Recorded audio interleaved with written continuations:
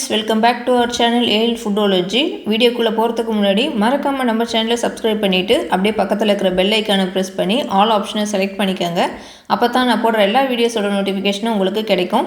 இன்ஸ்டாகிராம்லயே அப்படியே நம்ம பேஜை ஃபாலோ பண்ணிக்கங்க. இன்னைக்கு ஒரு டேஸ்டியான பருப்பு குழம்பு ரெசிபி தான் செய்ய போறோம். வாங்க எப்படி செய்யறதுன்னு பார்க்கலாம். இந்த பருப்பு குழம்பு செய்யறதுக்கு நான் ஒரு 1/2 கப் அளவுக்கு தோரம் பருப்பு எடுத்து அதை வாஷ் பண்ணிட்டு எடுத்து வச்சிருக்கிறேன். பருப்பு வேகிறதுக்கு தேவையான அளவு தண்ணியும் சேர்த்துருக்கேன். இப்போ இது வேக வைக்க இது கூட 1/4 டீஸ்பூன் ஜீரகம், 1/4 டீஸ்பூன் அளவு மஞ்சள் தூள், 1/4 டீஸ்பூன் அளவு உப்பு சேர்த்துக்கலாம். இது மூணையும் சேர்த்துட்டு நம்ம எல்லாத்தையும் ஒன்றா நல்லா கலக்கி விட்டுக்குவோம். இன்னும் கொஞ்சம் எக்ஸ்ட்ரா தேவையான அளவு நான் தண்ணி சேர்த்துருக்குறேன். இப்போ இது எல்லாத்தையும் ஒன்றா மிக்ஸ் பண்ணிவிட்டு இதை ஒரு மூடி போட்டு மூடி வச்சுக்கலாம். நீங்கள் குக்கரில் வேக வைக்கிறதுனால வேக வச்சுக்கோங்க. எனக்கு இந்த ஸ்டவ்வில் சீக்கிரம் வெந்துடுனால அப்படியே வச்சுருக்கேன். இப்போ இந்த அளவுக்கு வந்து பருப்பை நம்ம நல்லா வேக வச்சு எடுத்துக்குவோம். உங்களுக்கு ரொம்ப மசிஞ்சு வேணும்னா நீங்கள் மத்து வச்சு கடைஞ்சிக்கோங்க. எனக்கு இந்த கன்சிஸ்டன்சி இருந்தால் ஓகே. இப்போ இந்த டால் ஃப்ரை பண்ணுறதுக்கு ஒரு பாத்திரம் வச்சு அதில் 2 டேபிள் ஸ்பூன் அளவுக்கு எண்ணெய் விட்டுக்கலாம். ஆயில் ஹீட் ஆன பிறகு 1/2 டீஸ்பூன் அளவு ஜீரகம், ஒரு காஞ்ச மிளகாய் கிள்ளி சேர்த்துருக்கேன், கொஞ்சம் கருவேப்பிலை, ஒரு 1/4 டீஸ்பூன் அளவுக்கு கடுகு, ஒரு 15 சின்ன வெங்காயத்தை வந்து சின்னதாக கட் பண்ணி இதோட சேர்த்துருக்கேன். இப்போ இது எல்லாத்தையும் சேர்த்துட்டு வெங்காயத்தோட கலர் மாறுற வரைக்கும் அதை ஒரு 2 நிமிஷத்துக்கு நல்லா வதக்கி விட்டுக்கலாம். ஒரு 5 பல்லு பூண்டு வந்து தட்டி எடுத்து வச்சுருக்கிறேன்.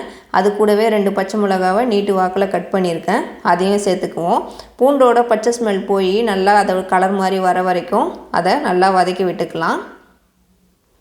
இப்படி வதக்கிறப்போ பூண்டு கலர் மாதிரி நல்லாயிருக்கும். இப்போ கொஞ்சம் பெருங்காயத்தூள் சேர்த்துக்கலாம். இது கூடவே ஒரு 1/2 டீஸ்பூன் அளவுக்கு மஞ்சள் தூள் சேர்த்துக்கலாம். நம்ம வேறு எந்த மசாலா பவுடரும் சேர்க்க போகிறது கிடையாது. இப்போ மஞ்சள் தூள் சேர்த்துட்டு 1 நிமிஷம் வரைக்கும் இது நல்லா வதக்கி விட்டுக்கலாம். அப்போ அந்த தூளில் இருக்கிற ராஸ்மெல் போயிடும். இப்போ இது எல்லாத்தையும் மிக்ஸ் பண்ணி விட்டுட்டு நம்ம வேக வச்சு எடுத்து வச்சுருக்க தோரம்பருப்பை இதோட சேர்த்துக்குவோம். தோரம்பருப்பு சேர்த்துட்டு லைட்டாக மிக்ஸ் பண்ணிக்கலாம். கூடவே கொஞ்சம் தண்ணியும் சேர்த்துக்கிறேன் அதே பேனில். இப்போ இந்த பருப்புக்கு தேவையான அளவு நம்ம உப்பு சேர்த்துக்கலாம். உப்பு சேர்த்துட்டு எல்லாத்தையும் ஒன்றா நல்லா நம்ம கலக்கி விட்டுக்கலாம். இதுக்கு நம்ம தக்காளியோ புளியோ எதுவுமே ஊற்ற வேணாம். அப்படியே வெறும் பருப்பு குழம்பு மட்டும் ஃப்ரை மாதிரி பண்ண போகிறோம். இப்போ இதை ஒரு மூடி வச்சுக்கலாம். இது வந்து ஒரு 1/4 மணி நேரம் வரைக்கும் கொதிச்சு வந்தால் போதும். ரொம்ப நேரம் வைக்க தேவையில்ல. பருப்பும் ஏற்கனவே வந்துடுச்சு. அதனால் ஒரு 1/4 மணி நேரத்துக்கு அப்புறம் நம்ம இதை ஓப்பன் பண்ணி பார்க்கலாம். குழம்பு வந்து நல்லா கொதிச்சிட்டு இருக்குது. இப்போ இதை ஓப்பன் பண்ணிடலாம். பாருங்கள், நல்லா எண்ணெய் பிரிஞ்சு நல்லா கொஞ்சம் திக்காயிடுச்சு பாருங்கள். இதை லைட்டாக வந்து நம்ம கலக்கி விட்டுக்குவோம். இப்போ இதை ஸ்டவ் வந்து நம்ம ஆஃப் பண்ணிக்கலாம். நான் கட் பண்ணி வச்சுருக்க கொத்தமல்லி இலையை இதோட சேர்த்துக்கிறேன். கொத்தமல்லி இலையை சேர்த்துட்டு நம்ம இதை ஒன்றா நல்லா மிக்ஸ் பண்ணி விட்டுக்கலாம். நம்மளோட பருப்பு குழம்பு வந்து சூப்பராக ரெடி ஆகிடுச்சு. இது இன்னும் ஆற ஆற நல்லா வந்து திக்காகிடும். இந்த பருப்பு குழம்பை ரொம்ப சீக்கிரமாக நம்ம செஞ்சு முடிச்சிடலாம். இது ரொம்ப வந்து ஈஸியாக செய்யக்கூடியது. பாருங்கள், குழம்பு வந்து நல்லா ஆற ஆற இது மாதிரி திக்காயிடும். எவ்வளோ திக்காயிடுச்சு பாருங்கள். இது சாதத்துக்கு சப்பாத்திக்கு நல்ல பெஸ்ட்டு காம்பினேஷனாக இருக்கும். அதே மாதிரி பூரிக்கும் நல்லாயிருக்கும், இட்லி தோசைக்கும் இது நல்லாயிருக்கும். சாதத்துக்கு சாப்பிட்றப்போ நம்ம நெய் விட்டு சாப்பிட்லாம். நல்லா செம்ம டேஸ்ட்டாக இருக்கும்.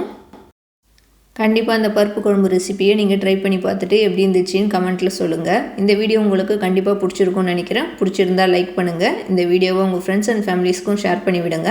அப்புறம் நிறைய பேர் நம்ம AL Foodology சேனலை சப்ஸ்கிரைப் பண்ணாமல் பார்த்துட்ருக்கீங்க. ஸோ மறக்காமல் சப்ஸ்கிரைப் பண்ணிக்கோங்க. அப்படியே பக்கத்தில் இருக்கிற பெல் ஐக்கானையும் ப்ரெஸ் பண்ணிக்கோங்க. தேங்க்யூ ஃபார் வாட்சிங்.